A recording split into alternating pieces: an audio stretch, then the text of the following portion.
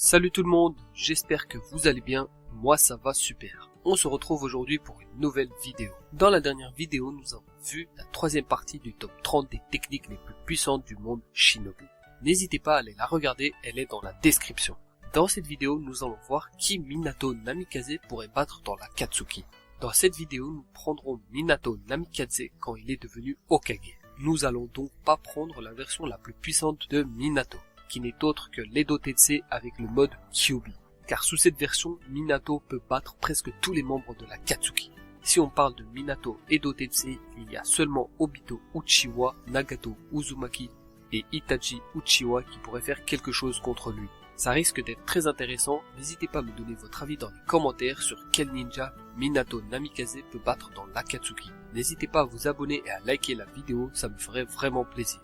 À ne pas oublier que cette vidéo ne reste que mon avis. J'essaie d'être le plus objectif possible, donc n'hésitez pas à me faire savoir si je me trompe. Merci à vous, bonne vidéo, allez, c'est parti. Alors, nous allons tout d'abord voir les compétences de Minato Namikaze. Alors, Minato est l'un des ninjas les plus talentueux que le monde ait connu, à tel point qu'il fut considéré comme l'enfant de la prophétie. Il est considéré comme l'un des plus grands génies du monde Shinobi. Ses compétences étaient si avancées que même le 4e Raikage dit qu'aucun homme ne put le surpasser. Il faut savoir que Minato a quand même battu Obito Uchiwa et Kyuubi en même temps. Il faut aussi savoir qu'il fait partie de ces très rares ninjas avec le statut de fuir à vue. D'ailleurs, Minato s'inspira en partie du 2e Hokage Tobirama Senju en utilisant les mêmes techniques sensorielles et a même perfectionné la technique de téléportation dieu du tonnerre volant. Minato disposait d'excellents réflexes. Il était capable de réagir assez vite pour attraper Naruto et l'empêcher d'être poignardé par Tobi en quelques secondes seulement. Il pouvait également éviter la technique Kamui de Obito assez vite pour échapper à celui-ci. Sa vitesse était souvent comparée à celle du 4e Raikage ou de Naruto en mode chakra de Kyuubi. Minato avait aussi une bonne réserve de chakra. Il était également compétent dans les natures de chakra de type Katon, Raiton et Futon.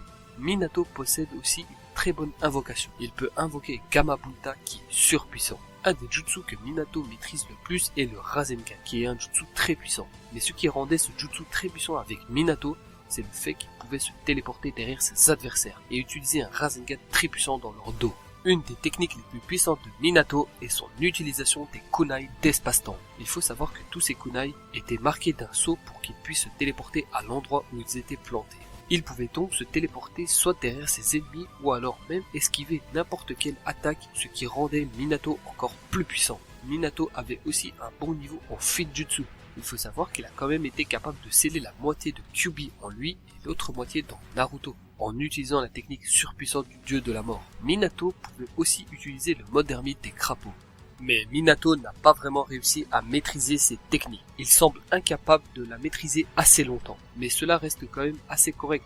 Il peut quand même faire très mal avec ces techniques. Minato Namikaze est un ninja légendaire qu'il ne faut surtout pas prendre à la légère. Alors, maintenant que nous avons fini avec les compétences de Minato Namikaze, nous allons pouvoir commencer les combats. Juste avant de commencer les combats, je tiens à vous rappeler que cette vidéo ne reste que mon avis. J'essaie d'être le plus objectif possible, donc n'hésitez pas à me donner votre avis dans les commentaires. N'hésitez pas à vous abonner et à liker la vidéo, ça me ferait vraiment plaisir. Merci à vous, bonne vidéo, allez, c'est parti.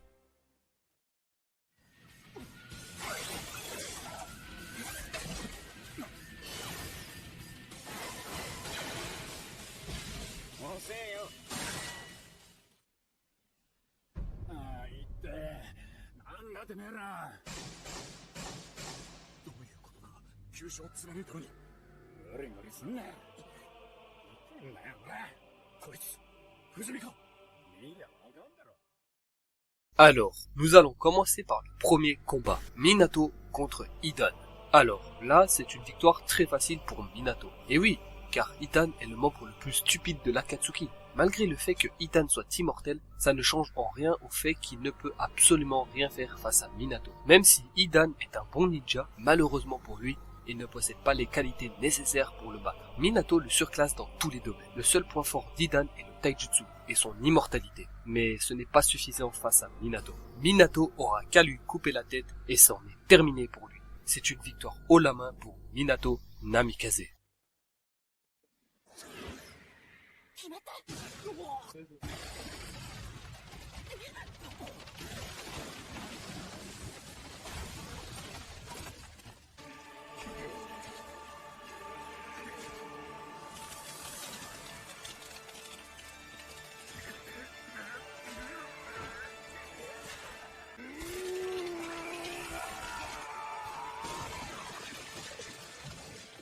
さて、じゃ、やるか、角瀬。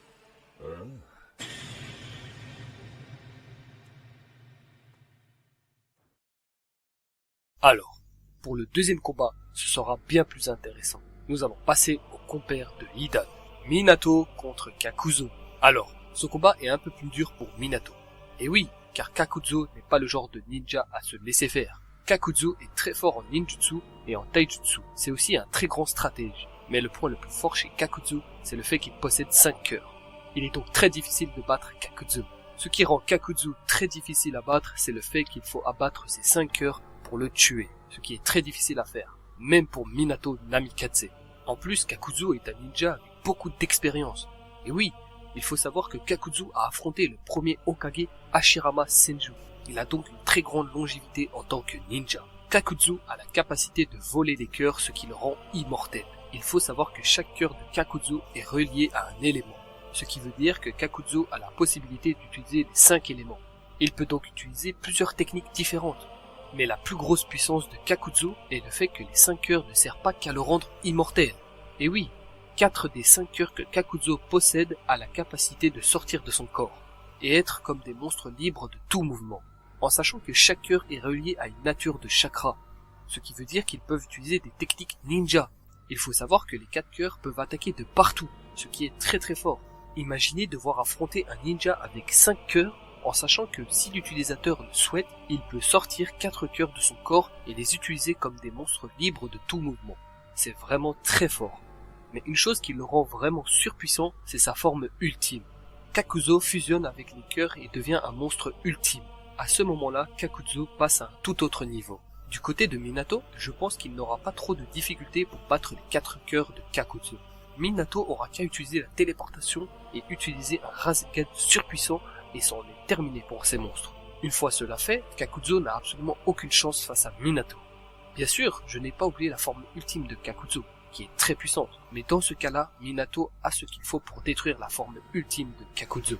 Car il faut savoir que la forme ultime de Kakuzo ne craint que les attaques surpuissantes qui font énormément de dégâts. Minato a ce qu'il faut, il n'aura qu'à invoquer Gamabunta et enchaîner le Rasengan et c'en est terminé pour Kakuzo. Ce combat reste quand même assez dur pour Minato, mais je pense que sur le long terme du combat, Minato trouvera une solution pour battre Kakuzo. On peut dire que c'est une victoire assez facile pour Minato Namikaze.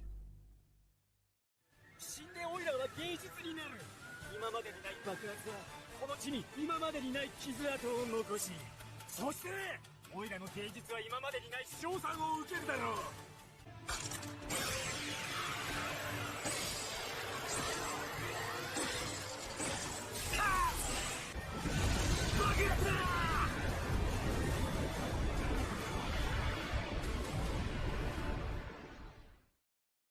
Passons au troisième combat, Minato contre Deidara. Alors pour moi, Minato gagne sans trop de problèmes. Deidara n'a aucune chance face à Minato. Minato le surpasse dans tous les domaines, excepté dans la destruction, car c'est le point fort de Deidara. Alors pour moi, Deidara a une seule chance de gagner face à Minato. Deidara devra utiliser soit la technique C4 ou le C0 pour avoir une chance face à Minato. Malheureusement pour Deidara, je ne pense pas que ce marchera. Il y a vraiment très peu de chances que Deidara gagne comme ça. Il ne faut pas oublier que Minato est un ninja très fort au niveau sensoriel, ce qui veut dire qu'il perçoit très bien le chakra. Du coup, la technique C4 ne peut pas fonctionner face à Minato. Et l'art ultime de Deidara, qui a un peu plus de chances de fonctionner, ne peut malheureusement rien lui faire aussi. Il n'aura qu'à se téléporter pour échapper à cette technique. Ou alors il aura qu'à se téléporter au monde Myoboku, car Minato a tout comme Jiraiya et Naruto un pacte avec les crapauds du monde Myoboku. En résumé, dans ce combat, soit Minato en finit très vite avec Deidara, avec une technique de téléportation et un Rasengan très puissant, ou alors dans un combat un peu plus dur, dans ce cas-là, Deidara ne pourra tout de même rien faire, même avec l'art ultime. On peut dire que c'est une victoire très facile de la part de Minato Namikaze.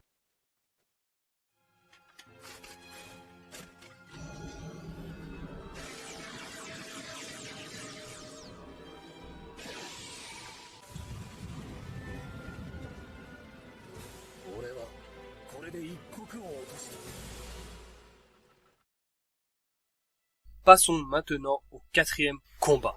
Nous allons passer au maître de Deidara. Minato contre Sasori. Alors là, c'est un combat un peu plus intéressant. Alors ce combat est un peu plus difficile que les autres. Mais malgré ça, je pense que Minato gagne ce combat. Car Sasori est un ninja avec beaucoup plus d'expérience. Surtout que Sasori a réussi à battre le troisième Kazekage, qui était considéré comme le ninja le plus fort de l'histoire de Suna, ce qui en dit long sur la puissance de Sasori. Alors, Sasori possède 3 marionnettes, ce qui le rend très résistant. Il possède Iruko qui sert comme d'armure. Iruko est doté d'une énorme carapace et une grande queue empoisonnée avec beaucoup de pièges. C'est une bonne marionnette, mais elle reste assez faible par rapport aux autres. Il possède aussi la marionnette du troisième Kazekage, qui est la plus forte. Cette marionnette possède énormément de pièges, mais son plus grand atout est la limaille de fer. C'est une technique très puissante qui peut prendre n'importe quelle forme, ce qui veut dire qu'il peut l'utiliser offensivement et défensivement. Une autre technique très puissante de Sasori, il a la capacité d'invoquer 100 pantins qui sont très puissants. Il a quand même réussi à prendre un pays entier avec ses 100 pantins. Mais ce qui est le plus fort chez Sasori, c'est le fait qu'il a fait de lui-même une marionnette. Il possède énormément d'armes et chacune des armes qu'il possède sont empoisonnées, allant du lance-flamme aux épées sur son dos. Le seul moyen de battre Sasori, c'est de toucher son seul point faible qui est au niveau du cœur. Il n'y a aucun autre moyen de le tuer. Alors pour ce combat, je pense que Minato aura un peu plus de difficultés, car Sasori est très résistant. Pour que Minato gagne ce combat, il doit tout d'abord détruire la première marionnette. Ce ne sera pas trop difficile, il suffit d'utiliser un bon Rasengan et c'en est terminé pour Iruko. Après ça, on aura un combat un peu plus serré à cause de la marionnette du troisième Kazekage. Minato utilisera à ce moment-là le mode ermite et utilisera un Rasengan géant pour détruire la marionnette du troisième Kazekage. À ce moment-là, Sasori tente le tout pour le tout et invoque les 100 pantins. Mais ce n'est pas suffisant pour battre Minato. Minato pourra à ce moment-là invoquer Gamabunta pour détruire tous les pantins de Sasori. Une fois que toutes les marionnettes de Sasori sont détruites, Minato et Sasori sont en face à face pour une ultime attaque. Malheureusement pour Sasori, il n'a absolument aucune chance face à Minato. En sachant que Minato est un très grand stratège, du coup il n'aura pas de difficulté pour trouver le point faible de Sasori. Minato se lance face à Sasori et lance des kunai à côté de Sasori. Sasori tente une attaque que Minato esquive sans problème en se téléportant sur le côté et enchaîne 2 attaques très puissantes. D'un côté, il utilise un Rasengan très puissant et de l'autre, il attaque avec son kunai sur le point faible de Sasori. Et là, c'est terminé pour Sasori. On peut dire que c'est une victoire un peu plus compliquée pour Minato, mais ça reste quand même assez abordable pour Minato Namikaze.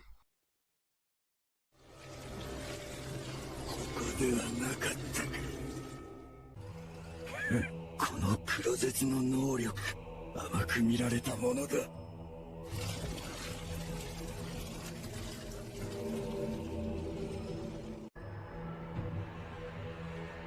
すべての血は俺そのもの。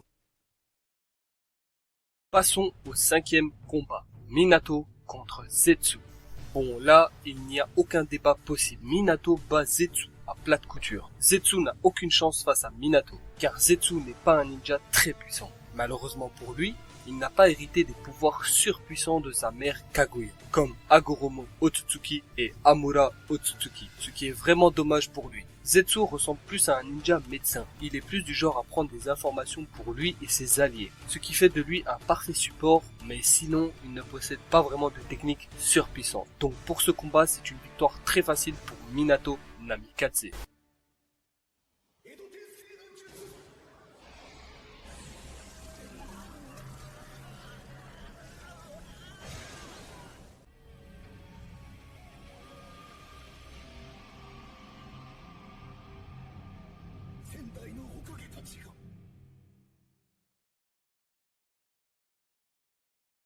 Passons au 6e et dernier combat de cette vidéo. Minato contre Orochimaru. Alors, pour moi, dans ce combat, Minato, tout comme Orochimaru, peuvent gagner ce combat.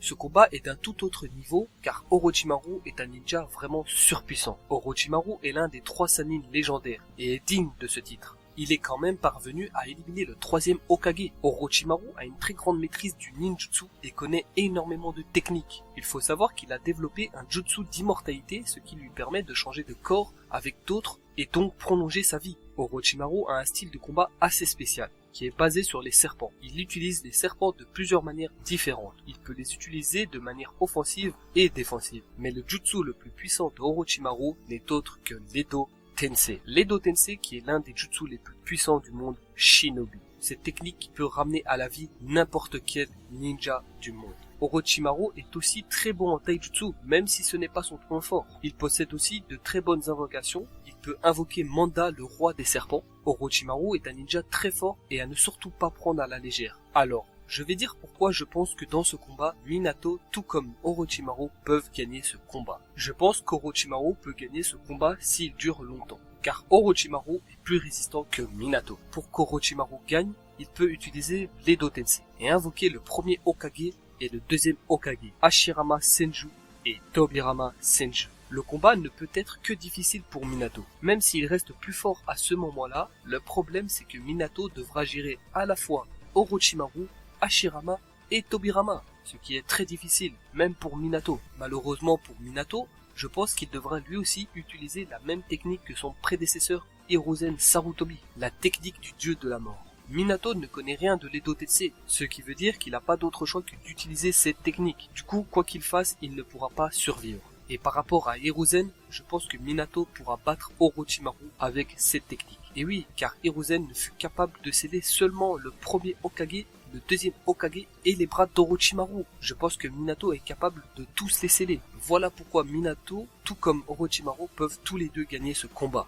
Soit Orochimaru utilise l'Edo Tensei et oblige Minato à utiliser le dieu de la mort, ce qui condamne automatiquement Minato, ou alors Minato peut aussi en finir très vite avec Orochimaru. Il n'aura qu'à pas laisser le temps à Orochimaru d'utiliser l'Edo Tensei et c'en est terminé pour Orochimaru. Il ne pourra pas survivre à des attaques continues de Minato. Donc pour moi, le gagnant de ce combat est un peu compliqué à choisir. Minato peut gagner très facilement ou alors avoir très difficile et faire un match nul contre Orochimaru. Ce combat pourrait être un des meilleurs combats du monde shinobi s'il avait eu lieu. Pour finir, je dirais quand même que c'est une victoire assez compliquée de la part de Minato Namikaze. Alors, pour résumer, Minato Namikaze finit donc sur cette première partie de cette vidéo avec le score de 6 victoires à 0 défaite. Va-t-il rester invaincu ? Nous le verrons dans la prochaine vidéo. Car dans la prochaine vidéo, Minato Namikaze affrontera des ninjas beaucoup plus forts et plus redoutables les uns que les autres. Et voilà les gars, c'est tout pour la première partie de cette vidéo sur qui Minato Namikaze pourrait battre dans la Katsuki. La partie 2 arrive très bientôt. N'hésitez pas à me donner votre avis dans les commentaires sur qui Minato Namikaze peut battre dans la Katsuki. Si vous avez des idées de thèmes que je pourrais faire dans le monde de Naruto, n'hésitez pas à le mettre dans les commentaires. N'hésitez pas à vous abonner et à liker la vidéo, ça me ferait vraiment plaisir.